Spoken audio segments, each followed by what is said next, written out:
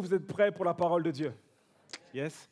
Alors, pardonnez-moi, j'ai la voix qui est un petit peu cassée. J'ai attrapé un petit truc, je ne sais pas ce qui m'arrive là, mais j'ai la voix qui est un petit peu cassée, mais on va y arriver par la grâce de Dieu. Amen. On y va? OK. Quand j'étais au collège, pour la rentrée des classes, ma mère est partie au magasin et puis elle a acheté un sac. Vous savez, les sacs d'école, il y a toujours les fameux sacs d'école de la rentrée.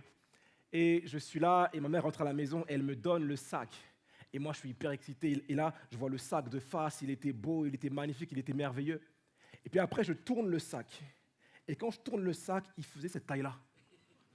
Il était énorme. Les parents, si vous voulez, pensez aux enfants.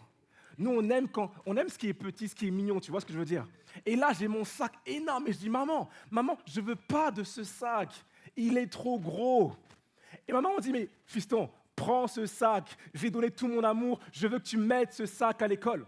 Dans ce sac, je pouvais mettre littéralement toutes les affaires de l'année. Samuel, tu te rappelles le poids de ce sac rouge? Un sac vraiment terrible. Et là, je suis là et puis je pars à l'école. Donc voilà, j'obéis à maman. Maman, c'est bon, j'y vais, vas-y, j'y vais. J'arrive à l'école, tout le monde se moque de moi, mais c'est pas grave, j'obéis à ma maman. Ce sac m'avait troublé, du moins, ma mère m'avait troublé avec ce sac. Et alors que je suis sur le retour, je prends le bus au collège, je prends le bus, c'est très particulier. J'habitais à 5 minutes de la maison à pied, mais j'ai pris le bus. Enfin bon, en réalité, j'ai fraudé le bus, il ne faut pas faire ça. On ne fait pas ça. Et je sors du bus, et là, au moment où je sors du bus, je passe derrière le bus pour traverser la route. Et quand je traverse la route, mon pote me dit « Joël, attention !» Et là, je regarde, et il y a le bus qui vient dans le sens inverse et qui me percute de plein fouet. Je me prends un bus, les amis. Alors, gloire à Dieu, le bus arrivait aussi à l'arrêt de bus, donc en fait, il était en train de s'arrêter. Mais je me prends un bus de plein fouet et je fais un vol plané, les amis, d'au moins 5 mètres, sans mentir. Au moins 5 mètres. Je tombe sur le dos et ma tête fait pouf. Mais j'avais un énorme sac. Donc ma tête n'a pas touché le sol. Est-ce qu'on peut acclamer Dieu pour les mamans? En plus, je crois que ce week-end, c'est le droit des femmes, un truc comme ça. C'est la fête des femmes et tout. Donc, merci Seigneur pour les mamans. Et j'aimerais encourager quelqu'un ce matin. Honore ton père et ta mère, parce que tu vas vivre plus longtemps. Si je n'avais pas obéi à maman, si je n'avais pas pris le sac, certainement je ne serais pas là ce matin. Quelqu'un me suit? Il faut vraiment honorer ses parents. Et le titre du message ce matin, troublé pour le meilleur. Ce sac m'avait troublé. Ce sac m'avait dérangé. Je n'étais pas à l'aise avec ce sac. Mais finalement, c'était pour le meilleur. Quelqu'un dit Amen. Alors, on va lire un texte ce matin. Et ce matin, je vais enseigner. Alors, je ne suis pas un enseignant. Okay? Moi, j'aime bien prêcher la parole. Donc, il est possible que pendant que j'enseigne, la prédication revienne. Okay? Mais je vais essayer de me contenir. Ça va aller. On va prendre un texte ce matin. C'est dans Matthieu chapitre 2. Et on va voir 3 types de personnages. On va voir le roi Hérode. On va voir également Jérusalem, donc le peuple de Dieu, et on verra également les mages. Et on va voir que parfois, Dieu nous trouble, mais c'est pour le meilleur. Tout à l'heure, quand Brice priait, il disait ceci, il disait, Seigneur, même si la parole vient nous bousculer, même si la parole vient nous troubler, je prie qu'on soit à l'écoute. Voilà la prière de Brice tout à l'heure. Et je crois que ce matin, certains, vous allez être troublés, ne m'en voulez pas. Si vous avez un problème avec moi, en réalité, c'est avec la parole de Dieu. Donc ça va aller, d'accord? Ça va aller, ok? Matthieu chapitre 2, à partir du verset 1 jusqu'au verset 4. On y va? Jésus étant né à Bethléem, en Judée, sous le règne du roi... Jésus était né à Bethléem, en Judée, sous le règne du roi Hérode. Or, des mages, venant de l'Orient, arrivèrent à Jérusalem. Et ils disaient, où est le roi des Juifs qui vient de naître? Nous avons vu se lever son étoile et nous sommes venus lui rendre hommage ou l'adorer plutôt. Quand le roi Hérode apprit la nouvelle, il en fut profondément troublé. Dit profondément troublé. Il en fut profondément troublé et tout Jérusalem avec lui. Donc Hérode a été profondément troublé et le peuple Jérusalem a été également profondément troublé. Il convoqua tous les chefs des prêtres et les spécialistes de la loi que comptait son peuple, et il leur demanda où devait naître le Messie, et les chefs de la loi, par la suite, ont communiqué la destination Bethléem, c'est là que le Messie devait naître. Amen. Voici mon premier point, il est très simple. quand Hérode est troublé. Bonne nouvelle, Jésus est né. Des mages arrivent dans la ville et ils annoncent, mais où est le roi des Juifs qui vient de naître? Donc c'est une bonne nouvelle, n'est-ce pas? Le roi des Juifs est né. Mais le roi Hérode est troublé, pourquoi? Parce que pour le roi Hérode, c'est une mauvaise nouvelle. Parce que qui dit roi des Juifs, dit succession. Or, il faut comprendre que, à l'époque du roi Hérode, il n'y avait pas de quinquennat. Ok? Ce n'était pas 5 années de présidence et puis après on change. À l'époque du roi Hérode, tu étais roi jusqu'à ta mort. Vous et moi, nous savons que Jésus n'est pas venu régner sur un trône terrestre, sur un trône humain. Jésus dira lui-même, « Mon royaume n'est pas de ce monde. » Mais ça, Hérode, il n'en sait rien. Alors il est troublé. Pour Hérode, l'arrivée de Jésus, c'est littéralement une menace pour sa vie. Une bonne nouvelle pour le peuple, c'est vrai, mais littéralement une menace pour la vie d'Hérode. Mes amis, l'arrivée de Jésus, c'était la fin du règne d'Hérode, pour Hérode du moins. C'était la fin du moins de son style de vie. En fait, son trône est menacé, son règne est menacé, son style de vie est menacé. Et mes amis, voyez-vous, la bonne nouvelle de Jésus-Christ n'est pas une bonne nouvelle pour tout le monde. Évidemment, c'est une bonne nouvelle pour l'esprit parce que l'esprit désire Jésus. La Bible dit que Dieu a mis dans le cœur de l'homme la pensée de l'éternité. L'être humain aspire à Dieu même s'il ne le sait pas. Mais la chair, elle ne veut pas de Dieu. Elle ne veut pas de la bonne nouvelle. Parce que la chair, elle a des désirs qui sont contraires à ceux de l'esprit. Et mes amis, voyez-vous, parfois, on rejette la bonne nouvelle. Pourquoi? Parce que la bonne nouvelle, quand elle vient, même si c'est une bonne nouvelle, elle vient bouleverser, elle vient troubler notre style de vie. On la rejette parce qu'on a peur.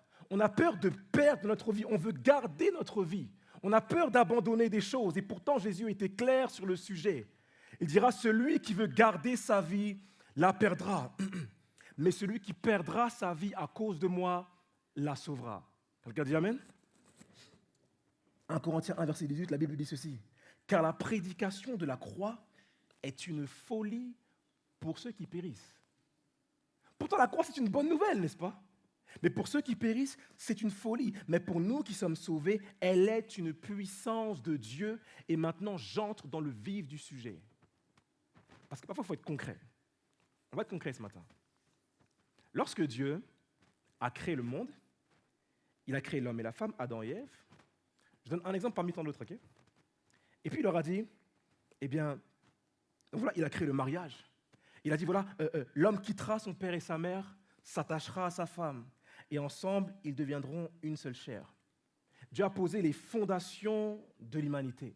Il a posé les fondations du mariage de la société. Et ensuite, il a dit, du moins la Bible dit, Adam connut Ève, n'est-ce pas?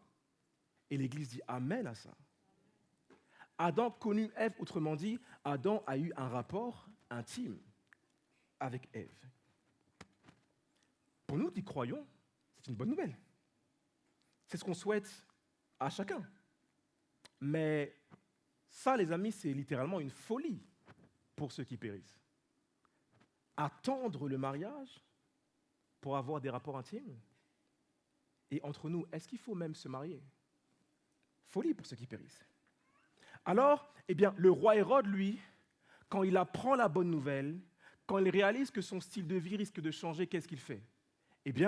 Il rejette la bonne nouvelle et voici sa réaction, elle est très intéressante. Verset 4. Il convoqua tous les chefs des prêtres et les spécialistes de la loi que comptait son peuple. Et il leur demanda où devait naître le Messie. Où devait naître le Messie? Vous savez, Hérode, il n'aime pas les Écritures. Hérode ne lit jamais la Bible. Il ne prend pas de temps dans la parole de Dieu. Et d'un coup, du jour au lendemain, Hérode s'intéresse aux Écritures. C'est bizarre, n'est-ce pas? En réalité, il ne s'intéresse pas aux Écritures dans sa globalité, mais s'intéresse à la portion des Écritures qui le gêne, qui le concerne. Et parfois, on connaît très bien dans les Écritures les éléments qui nous concernent et dans lesquels notre vie n'est pas claire, n'est-ce pas? En tout cas, moi, je l'ai fait, peut-être pas toi, moi, en tout cas, personnellement, je l'ai fait. En réalité, Hérode, il ne cherche pas le moyen de se soumettre à la parole de Dieu, mais il cherche le moyen de mettre fin à la menace. Il cherche dans les Écritures le moyen de préserver sa vie. Hérode se renseigne pour savoir où se trouve le roi des Juifs, afin de le tuer et donc conserver son trône, préserver son style de vie. Et c'est tellement ce qu'on fait parfois, les amis.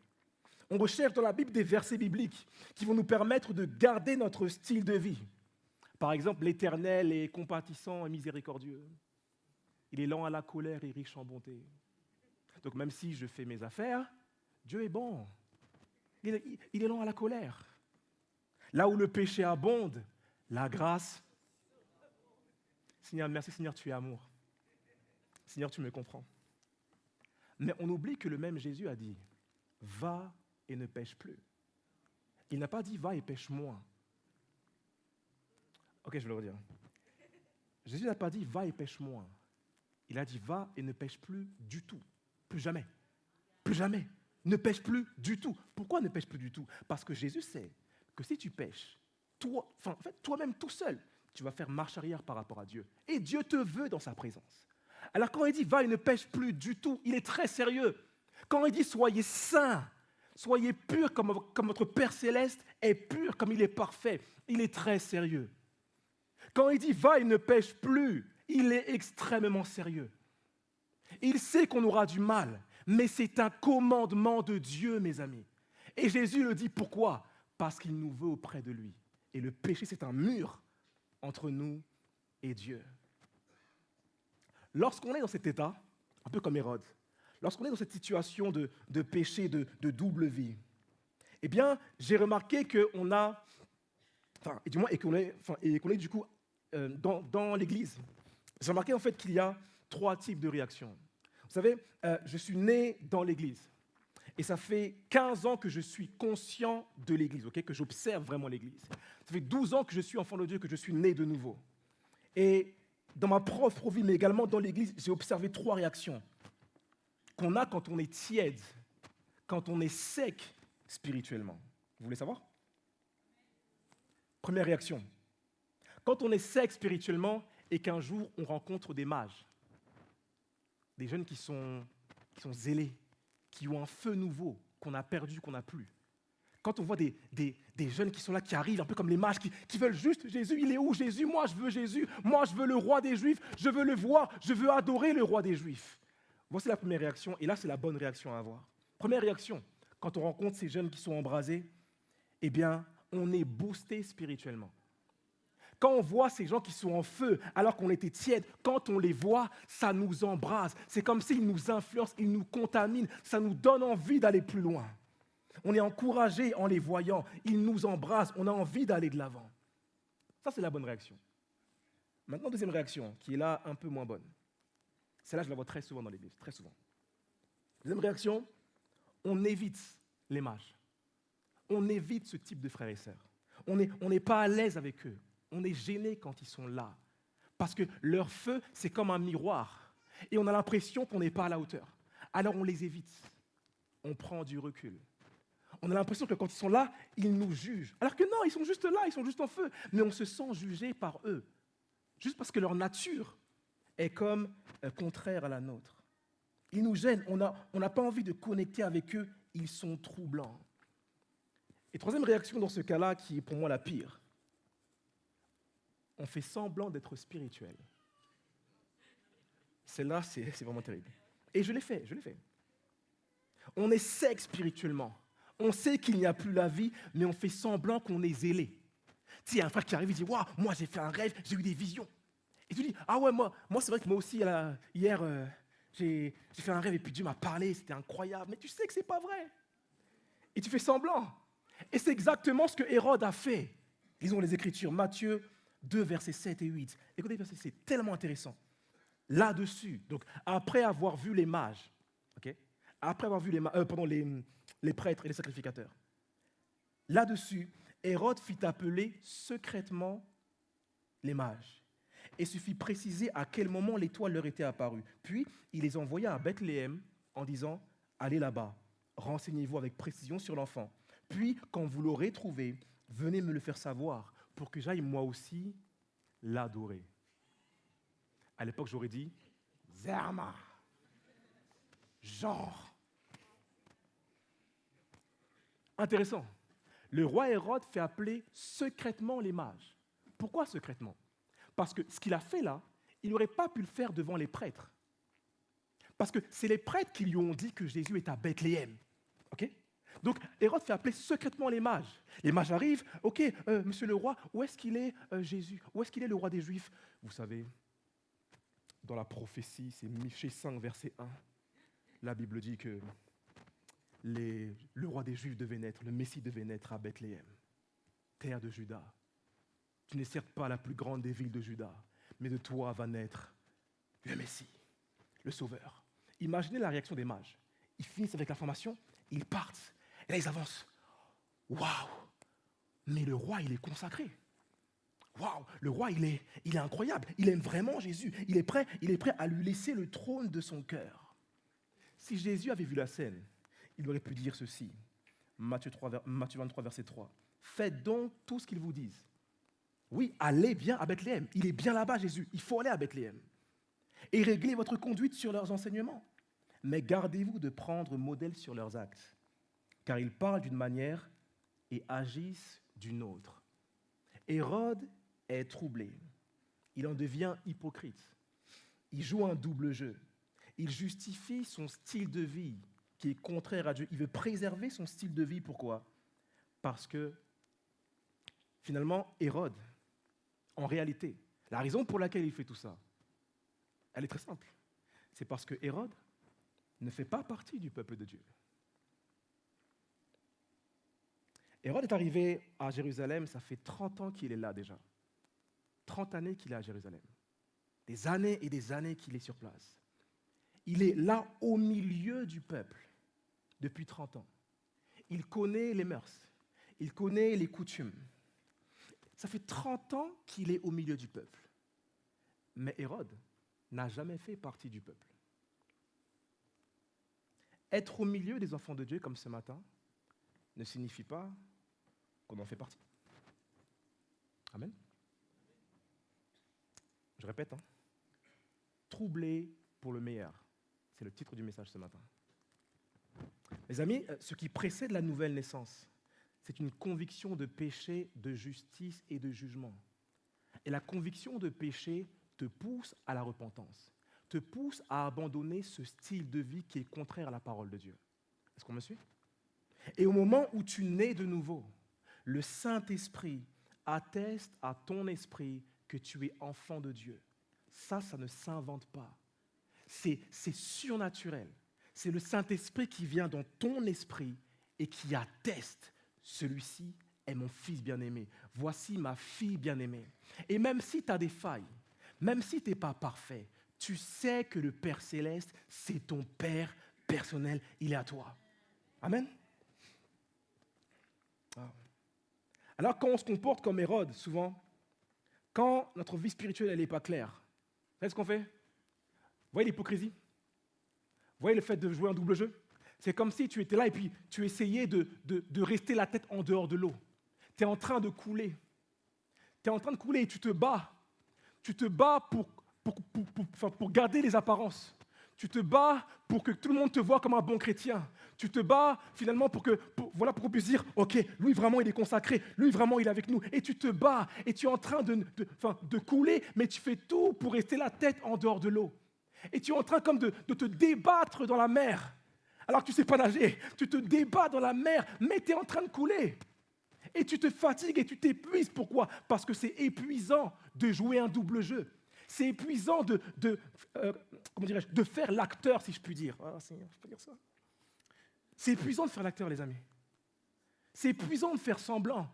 Quand tu n'es pas toi-même, c'est tellement épuisant. On est d'accord ou on n'est pas d'accord? Et là que tu te débats dans l'eau, le Sauveur, Jésus, il arrive. Il arrive. Et il se met à distance de toi. Il ne vient pas directement pour te sauver. Pourquoi? Vous savez, lorsqu'une personne se noie dans la mer comme ça, en général, évidemment si le sauveteur n'a pas de bouée, Ce qui se passe, en fait, c'est que le sauveteur, il arrive et puis il regarde la victime. Il regarde la personne qui se débat dans la mer. Il la voit se débattre. Mais il ne vient pas tout de suite la sauver. Pourquoi? Parce que vu que la personne, elle est en panique, elle a beaucoup de force. Ce qu'il se passe, eh bien, c'est que le sauveteur, il attend que la personne s'épuise. Elle se bat, elle se débat. Mais le sauveteur, il est là, il attend, il ne bouge pas. Pourquoi est-ce qu'il ne bouge pas? Parce que s'il vient trop tôt, au moment où il va prendre la personne qui se noie, avec sa force, avec la panique, elle va prendre le sauveteur et les deux vont couler ensemble. Vous me suivez? Donc le sauveteur, il est là et puis il attend. Il attend que la personne finisse de se débattre. Et au moment... Et au moment où la personne n'a plus de force, au moment où la personne, alors qu'elle a tout donné pour rester en dehors de l'eau, alors qu'elle a tout donné pour se sauver elle-même, au moment où elle n'a plus de force et qu'elle l'abandonne, au moment où elle s'abandonne, alors le sauveteur vient et il la prend et il la ramène.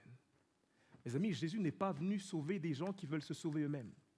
Jésus est venu sauver des personnes qui se sentent perdues, qui se considèrent comme étant perdues. Il dira lui-même, je suis venu chercher et sauver ceux qui étaient perdus.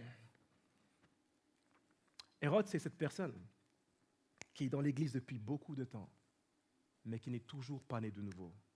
Et ce matin, mon ami, le Seigneur t'appelle vraiment, vraiment, vraiment à t'approcher de lui tel que tu es sans te débattre, mais à lui laisser prendre la place. Amen. Voici mon deuxième point.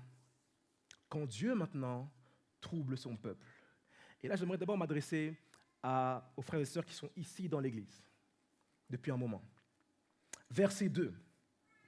Or des mages, venant d'Orient, arrivèrent à Jérusalem. Ils demandaient où est le roi des Juifs qui vient de naître. Nous avons vu se lever son étoile et nous sommes venus lui rendre hommage. Incroyable. Il y a des mages qui sont en Orient. L'Orient, c'est très, très, très loin. Et ils voient une étoile en direction de Jérusalem et de Bethléem. Ils quittent l'Orient et ils arrivent, ils suivent l'étoile et ils arrivent à Jérusalem. Mais ils cherchent le roi des Juifs. Et le roi des Juifs, il n'est pas à Jérusalem, il est à Bethléem. Quelqu'un me suit? Ok. Je pose la question ce matin. Pourquoi l'étoile ne les a pas emmenés directement à Bethléem? Pourquoi l'étoile les a amenés à Jérusalem et pas à Bethléem? Je pose la question. Quelqu'un, peut-être? Bethléem, c'est à 8 km de Jérusalem. C'est vraiment juste à côté. L'Orient, c'est hyper loin. Ils auraient pu aller directement à Bethléem. Quelqu'un, peut-être, sait pourquoi est-ce que Dieu a permis ça? Comment? C'est vrai. C'est vrai. Par rapport... Oui, c'est vrai. Par rapport au temps de bleu, c'est vrai, effectivement. Un autre, peut-être? Une autre personne? Ok. Je vous donne du coup ma pensée. Je pense que Dieu avait un plan, c'est vrai, pour Jésus, mais dans le plan qu'il avait pour Jésus, il avait un plan pour Hérode, il avait un plan pour les mages. En fait, parfois, dans le plan global de Dieu, il y a plusieurs plans de Dieu pour chacun. Vous voyez ce que je veux dire? Et donc là, Dieu avait un plan pour le peuple de Dieu. Je m'explique. Dieu aurait pu emmener les mages directement à Jésus. Il aurait pu prendre les mages, et les mages auraient fait Orient, Jésus. Mais je crois de tout mon cœur, Église, et la parole de Dieu nous le montre partout. Dieu prend plaisir à passer par son peuple. Dieu prend plaisir à faire de son peuple un canal. Quelqu'un me suit? Dieu pourrait sauver les gens comme ça. Il pourrait le faire comme ça. Mais il prend plaisir à nous faire, à faire de son peuple, de l'Église, un canal par lequel il va passer pour toucher les gens. Quelqu'un me suit? La Bible dit, à un moment donné, Moïse, eh bien, il est dans le désert, il est avec les brebis, et puis il est là, et puis il marche, et puis à un moment donné, il arrive devant un buisson ardent. Il ne comprend pas trop ce qui se passe. Il voit le buisson ardent, et là, il y a une voix qui sort, c'est l'ange de l'Éternel qui parle. Et voilà ce que la Bible dit. La Bible dit que Dieu parle à Moïse, il lui dit, Moïse, j'ai vu la souffrance de mon peuple. Ça fait 400 ans qu'ils sont en Égypte. Ils crient, j'entends leur douleur, je vois leur souffrance, et je suis descendu pour les délivrer. Donc Dieu dit à Moïse, Moïse, c'est moi Dieu, je suis descendu pour délivrer mon peuple. Jusque-là, ça va? Ensuite, Dieu continue. Ils discutent ensemble, et puis là, Dieu dit à Moïse, Moïse, maintenant, va délivrer mon peuple. attends, Dieu, moi je ne comprends pas. Tu viens de dire que c'est toi qui es descendu pour délivrer le peuple. Et après, tu me dis, va délivrer mon peuple. En fait, qu'est-ce que Dieu veut dire? Dieu veut dire qu'en fait, Moïse, moi je veux délivrer mon peuple, mais je veux passer par toi pour délivrer mon peuple. Église Parole de Vie, Dieu veut passer par toi pour délivrer un peuple. Dieu veut passer par toi pour guérir les gens. Dieu veut passer par toi pour annoncer la bonne nouvelle. C'est lui qui le fait, mais il veut passer par toi. Mais voici le drame. Je reviens à mon histoire. Voici le drame. Les mages arrivent, ils ont une soif de Dieu. Ils arrivent à Jérusalem, ils cherchent où est le roi des Juifs. Mais voici le drame. Dans le peuple, personne n'a de réponse. Au milieu du peuple, imaginez-les, ils arrivent à Jérusalem, ils rentrent dans la ville, ils ne posent même pas leurs bagages, ils commencent à aller de lieu en lieu, au nord, au sud, à l'est, à l'ouest, ils sont trois, ils se séparent. Où est le roi des Juifs? Ensuite, ils se réunissent, finalement, ils disent, mais bon, les gars, du coup, c'est bon, est-ce que vous avez une réponse? Et là, ils disent, non, personne ne nous a répondu. Jusqu'au moment où Hérode les convoque. Et là, évidemment, par ricochet, on sait que c'est les prêtres et les spécialistes de la loi qui leur ont communiqué la pensée. Mes amis, le drame, c'est quand les réponses ne viennent que des prêtres. Le drame, c'est quand la réponse ne vient que des pasteurs. Je dis merci à Dieu parce que ce n'est pas le cas de l'Église Parole de Vie. Il y a beaucoup d'hommes et de femmes qui ont des réponses à l'Église. Mais j'aimerais rappeler ce matin à l'Église que les dons que Dieu a fait à l'Église, apôtres, prophètes, évangélistes, pasteurs, docteurs, Dieu n'a pas fait ces dons à l'Église pour que ces dons fassent le ministère. Okay? Dieu a donné ces dons à l'Église afin qu'ils puissent équiper le peuple en vue de l'œuvre du ministère. En fait, c'est au peuple de donner la réponse. Église Parole de Vie, Dieu ne le fera pas sans toi. Il y a une foule de personnes ici à Orléans qui ont soif de Dieu. Ils ont soif de Dieu. Mais la réponse à leur soif, c'est toi, c'est moi. Pour vous troubler encore un peu ce matin, il y a une soif qui est spirituelle, c'est vrai, mais également une soif qui est naturelle, qui est physique. Vous savez que dans ce monde, au moment où je vous parle, là, maintenant, tout de suite, là, maintenant, tout de suite, là, il y a une personne qui vient de mourir de faim, de soif. Et dans 1 minute, il y a une personne qui va mourir de faim et de soif. Et moi, je me disais, mais Seigneur, entre nous, Seigneur, toi qui as envoyé la manne au peuple d'Israël dans le désert, quand il n'avait rien, toi qui as frappé le rocher pour que l'eau sorte, pour qu'ils puissent boire et manger, toi qui l'as fait pour Israël, pourquoi tu ne le fais pas pour les Soudanais? Pourquoi tu ne le fais pas pour les Pakistanais? Pourquoi tu ne le fais pas pour tous ces hommes et ces femmes qui meurent, qui se meurent? Et je prie, je dis, Seigneur, mais comment ça... Seigneur, tu es amour. Pourquoi tu ne le fais pas, Seigneur? Et je crois que le Seigneur m'a parlé. Et je vous communique la pensée très rapidement. Quand Dieu a créé la terre, l'homme et la femme, il a parlé à Adam et Ève, il leur a dit, multipliez-vous. Soyez féconds, multipliez-vous, remplissez la terre, n'est-ce pas? Et quand il a dit ça, Dieu a donné une vision. Multipliez-vous, remplissez la terre. Et on pourrait se dire que, peut-être qu'on est trop dans le monde et que c'est pour ça qu'il n'y a pas assez de nourriture pour les gens. On pourrait dire ça, n'est-ce pas? Mais quand Dieu donne une vision, si Dieu a dit remplissez la terre, ça veut dire que sur la terre, il y a assez de nourriture pour que tout le monde mange. Et d'après mes recherches, j'ai découvert que dans ce monde, il y a suffisamment de nourriture pour nourrir plus de 7 milliards d'habitants, 2 à 3 fois par repas. 2 petits-déj, 2 déjeuners, 2 goûters pour les gourmands et 2 dîners. C'est extraordinaire, n'est-ce pas? Il y a suffisamment de nourriture. Alors pourquoi est-ce que les gens meurent? Pas parce que Dieu n'est pas amour, mais parce que Dieu a dit aux hommes, les hommes, à vous de jouer, dominez la terre, travaillez, c'est à vous d'agir sur la terre. Mes amis, Dieu ne le fera pas sans l'être humain. Gloire à Dieu pour les ONG, pour la Croix-Rouge, pour tous les organismes qui travaillent fort pour cela. Mais mes amis, Dieu ne le fera pas sans l'être humain. Et l'Église a véritablement un rôle à jouer là-dedans. Amen. Je voyais encore cette semaine, quand je vois qu'on met 800 milliards, moi je fais une parenthèse après, 800 milliards dans la guerre, je me dis qu'il y a assez pour nourrir l'homme. Le seul problème, c'est qu'on n'aime pas. Soyons vrais. Le seul problème, c'est qu'on n'aime pas. Je me rappelle quand ma fille est née, quand ma fille pleurait, le soir, 2 heures du matin, j'étais fatigué, j'avais des crampes au ventre, je me levais et j'allais la nourrir. J'allais la nourrir. Parce qu'elle ne peut pas se nourrir tout seule. Et actuellement, il y a des hommes, des femmes dans le monde qui ne peuvent pas se nourrir seuls. C'est une réalité. Et Dieu a décidé que pour que quelqu'un mange, il fallait que quelqu'un, du moins, il faut que quelqu'un lui donne. Amen. Je m'adresse maintenant à ceux qui sont là depuis peu de temps. Je m'adresse maintenant aux mages. Vous qui êtes on fire, vous qui êtes zélés. À vous les mages. Si Dieu a décidé de passer par l'Église pour sauver, pour bénir, pour manifester sa gloire, cela signifie, mon frère, ma sœur, que tu ne peux pas vivre ta vie spirituelle tout seul. Et là, j'imagine quelqu'un qui me dit, mais tu sais, Joël, moi, je suis né de nouveau tout seul dans ma chambre. Moi, je n'ai pas eu besoin de quelqu'un qui me prêche la parole. J'étais seul dans ma chambre sur Instagram ou sur YouTube, et Dieu m'a visité, gloire à Dieu. Moi, je dis, amen, alléluia, c'est bien. Mais je te pose la question, qui va te baptiser? C'est l'Église qui va te baptiser. Tu as besoin de l'Église, mon frère, ma sœur.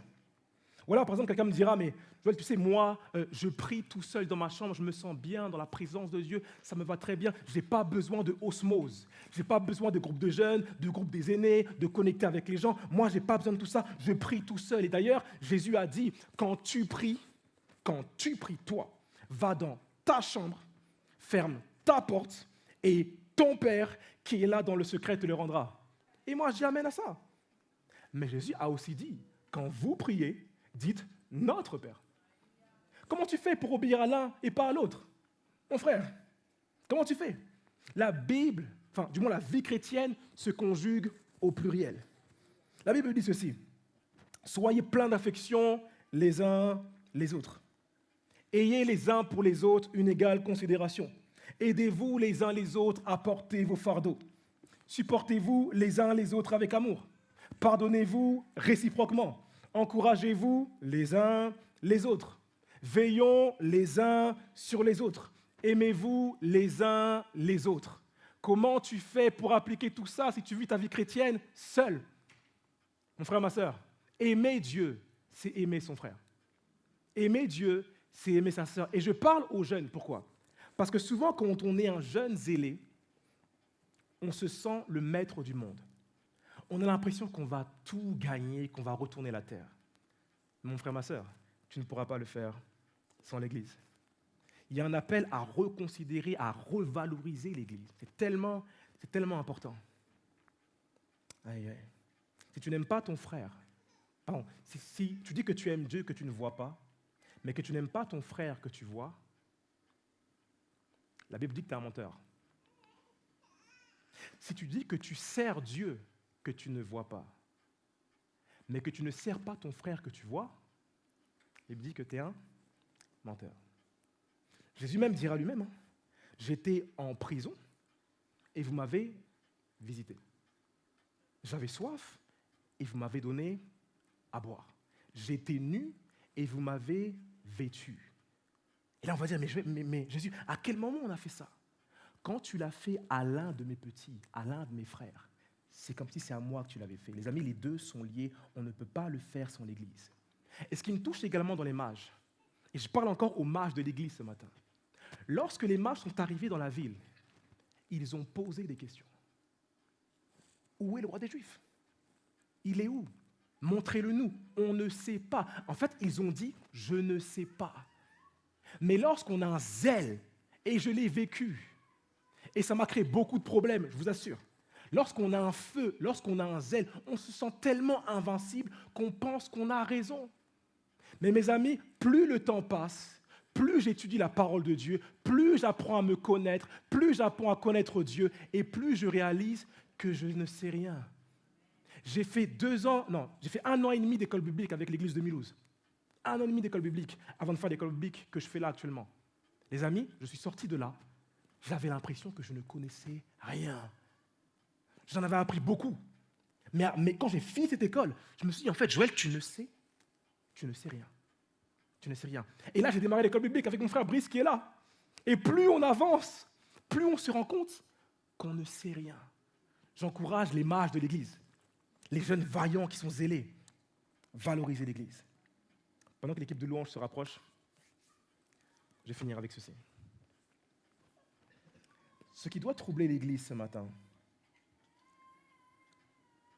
c'est que quand Dieu envoie des mages comme ça, quand Dieu envoie des gens, des nouveaux un peu bizarres,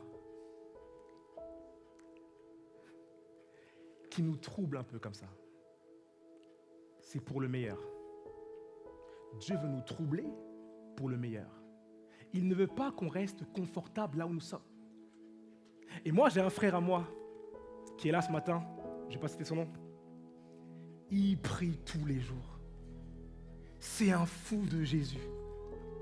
Il est tellement embrasé.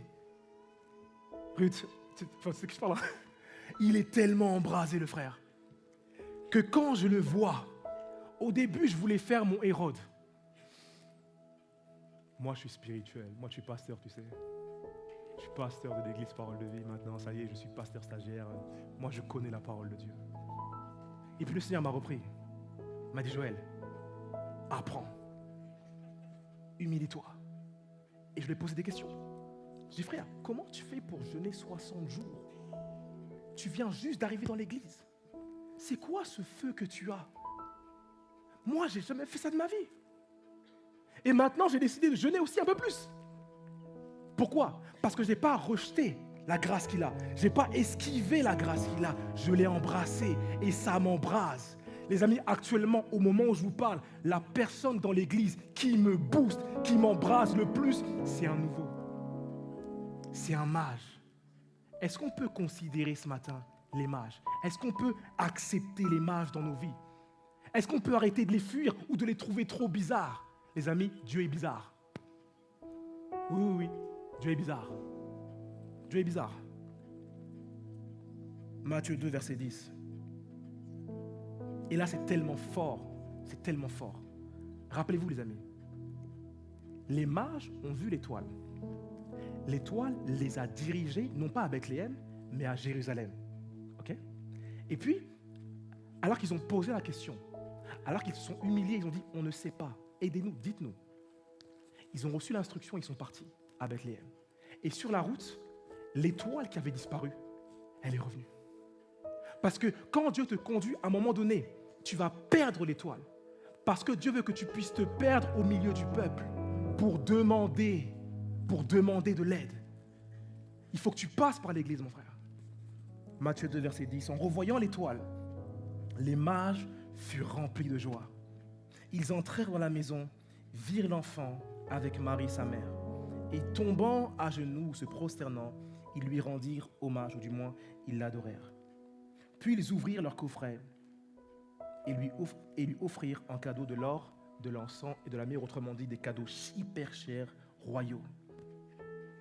Quand je lis ce texte, les amis, je suis profondément troublé. Parce que quand je lis ce texte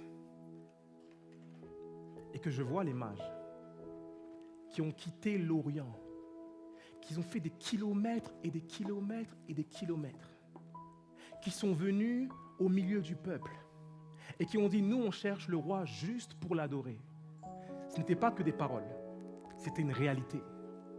Quand je vois ma sœur Laurine, qui est partie en mission au Sénégal, elle n'a pas cherché Jésus pour qu'il lui fasse du bien. Elle a cherché Jésus pour s'offrir à lui. Quand je vois mon frère Romain, qui part en mission au Maroc ou je ne sais où, il ne cherche pas Dieu pour être béni pour moi et moi et moi. Mais il cherche Jésus, il cherche le roi des Juifs parce qu'il veut s'offrir à lui. Quand je vois ma sœur Juliette, que vous connaissiez ici à l'église, qui a tout abandonné, qui a tout arrêté, qui a mis toute sa vie en pause pour suivre juste Jésus, je suis troublé.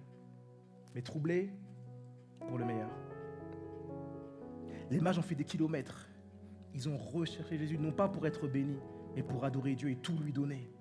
Ils ne sont pas venus pour recevoir des cadeaux, mais ils se sont approchés de Dieu pour lui offrir le meilleur. Église Parole de Vie, ce matin, je crois que Dieu veut nous troubler pour le meilleur. Est-ce qu'on peut se lever ce matin? qu'on peut se lever?